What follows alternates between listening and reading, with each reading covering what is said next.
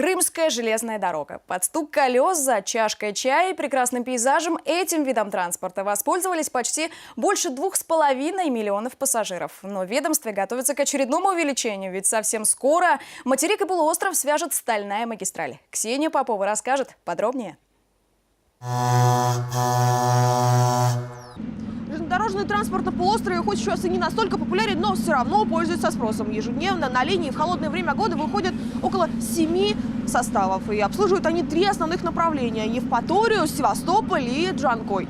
Электрички курсируют по 6-7 раз в день. С самого утра на перроне не протолкнуться. Большое количество человек здесь только в утренний и вечерний час пик. Проезд в 2 раза дешевле автобуса. Прибытие точно по графику. 40 у нас практически в 2 раза дешевле стоимость проезда. Машинист электрички Сергей Патрикеев показывает нам сердце и мозг подвижного состава – кабину. Рычаг, тумблер. Для обывателя множество непонятных кнопок. Специалист же может управлять панелью буквально с закрытыми глазами. В железную дорогу Сергей влюбился еще в детстве. Игры в паровозике переросли в настоящее дело жизни. У нас у всех большой опыт. У меня, например, машинистом 20 лет я работаю. На железной дороге 25 лет.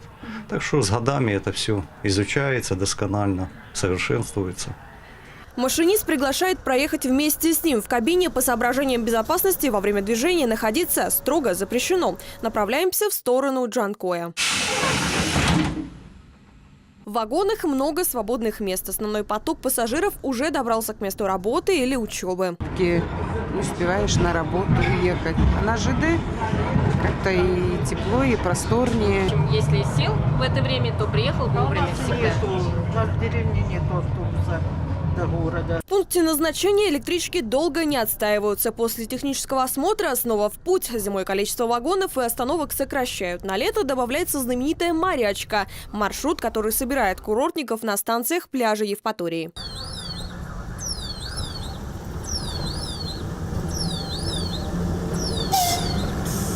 Железнодорожный состав сейчас это хоть и ухоженные, но поддержанные локомотивы. Машинист Сергей Патрикеев с нетерпением ждет открытия железнодорожной части Крымского моста. Тогда, говорит, и пассажиров станет больше, и, возможно, станут в строй новые составы. Ксения Попова, Тарас Любимов и Александр Цапар. Вести. Крым.